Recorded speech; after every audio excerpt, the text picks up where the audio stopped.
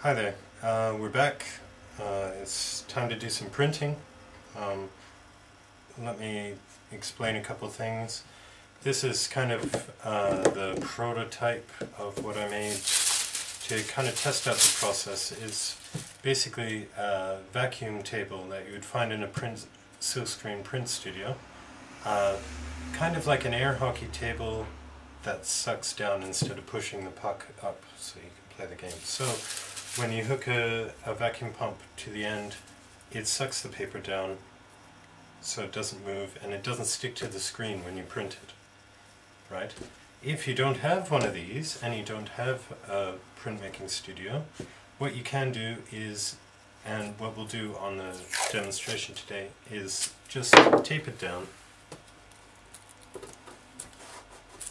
really well, and it works just as well as long as it's really flat. That's really important, is that what you're printing on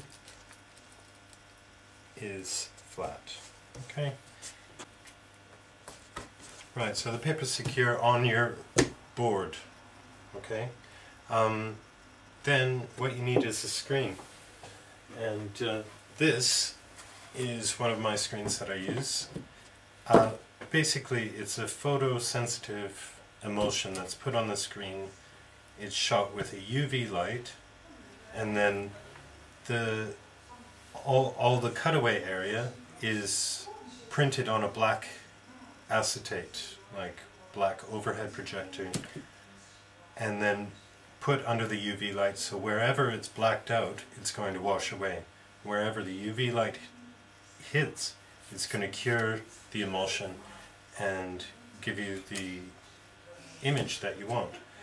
If you want half tones and very tonal shading and stuff like that, this is not the process for you. This is more of a graphic binary printing process called duotone.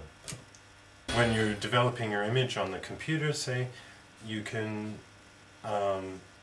change the mode to duotone, and then it would give you a black and white image.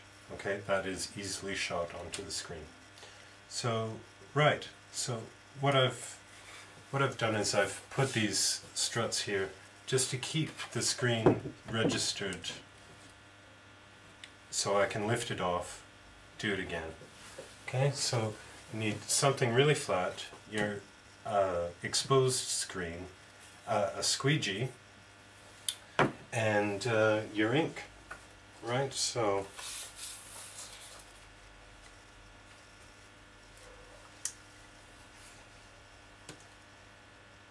pour the ink into the tray bottom of the screen.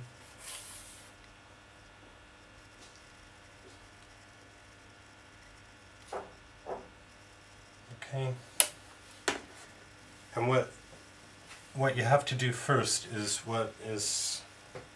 I don't know if it's the right term, but I'll describe it and hopefully you can find out the right term. But what I call it is called a float pass, right? So what you're doing is taking the squeegee and lightly carrying the ink all the way across the screen. Okay. And then you come across hard, and that's your print. Okay.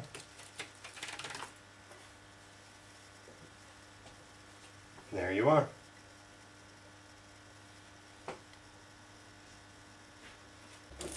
What I would really suggest you reading is a book I came across when I started to investigate this process.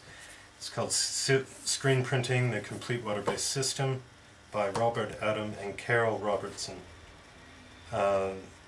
published by Thames and Hudson. They worked at the Edinburgh Printmakers Studio and developed this book, and it's step by step everything you need, lots of different examples, and I think with this book and some ceramic knowledge, you'd be able to do this no problem. Okay?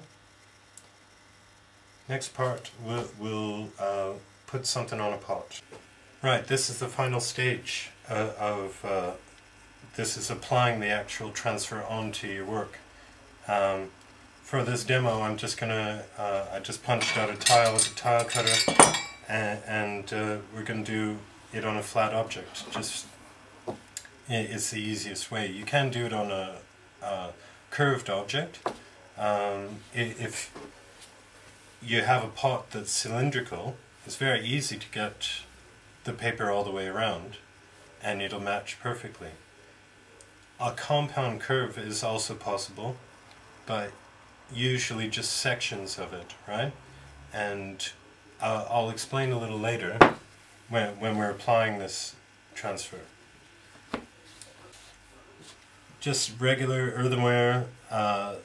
You can put a slip on.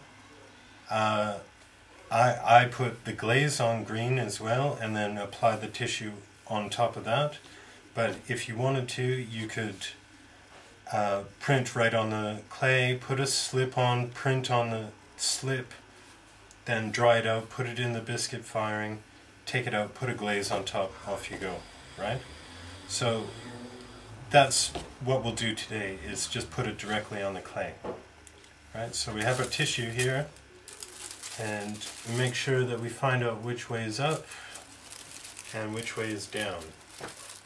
Right, so what I've done is I've taken a little atomizer spray bottle, sprayed it a little bit, got it a little damper than it was before. Right, take the tissue, place it lightly, right, and then place it right in the middle.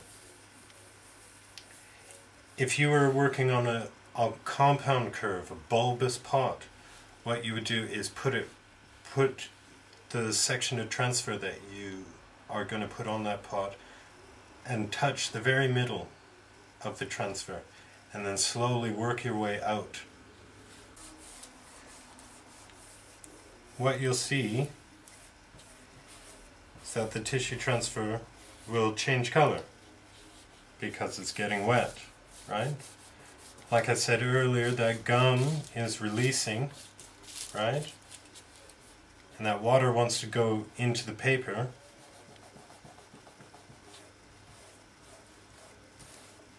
And that transfer wants to go on that pot, alright? So you wait a little bit, let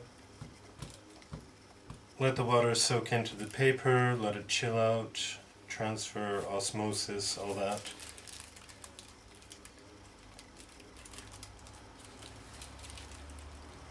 And then just slowly lift from one side.